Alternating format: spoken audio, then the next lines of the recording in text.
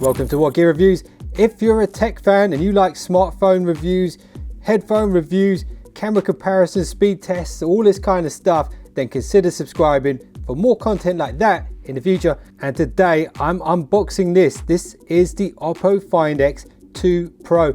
And I'll be honest, I'm in a little bit of a situation here because I was literally just about to upgrade to the Samsung Galaxy S20 Ultra. Then Oppo hooked me up this. And I'll be honest with you, this might be the S20 killer when it comes to cameras and screen quality and battery life and speed of charging. Seriously, when I saw the spec sheet for this, I'm now having to think twice about upgrading to the S20 Ultra. Anyway, let's get this unboxed.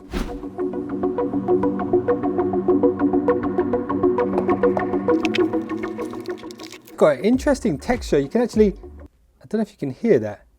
There's actually a kind of like a graininess to it, and it kind of resembles the P30 Pro, but the camera module here sticks out way further. You can kind of see it there. Really big optics on this, huge. And actually two of these cameras are Sony IMX sensors. One of them is a brand new one. Both of them are 48 megapixel, and I'm told the ultra wide is a Samsung 13 megapixel. And that is a periscope camera in there, so it actually physically moves back and forward, which is pretty crazy. SIM ejector tool, literature, and a nice clear silicone case for the phone itself. So these are an interesting pair of earbuds. I'm assuming these are going to be USB-C earbuds. Yes, they are. So USB-C earbuds in there. Charge cable with a nice little yellow accent on the inside. And this is something really quite special. It's the new Super VOOC charger. They say this phone can go from 0 to full in 38 minutes with this charger. It's quite heavy actually. It's quite a heavy charger. And you can see there, little yellow accent on the inside. Let's get all this stuff out of the way here. So first impressions of this phone is amazingly premium.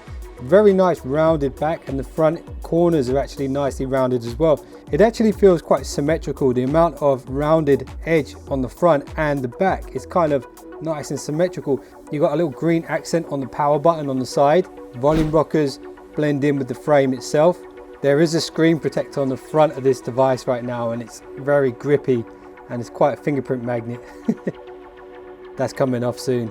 So this has a very special screen on it. It's 120 Hz AMOLED display, 10-bit colors, HDR+, 513 pixels per inch, and it does look very beautiful. I'm told right now the cameras on this device are the #1 ranking on DxOMark, and right now I'm using the Galaxy Note 10 Plus as my main phone. So while I was in Knightsbridge, where the event for this phone was, I thought I'd take a couple of photos. Here's some sample photos for you guys from this phone versus the Galaxy Note 10 Plus. Let me know what you think of the photos, and if you enjoyed this quick unboxing, make sure you subscribe, turn on those notifications for more content coming very soon.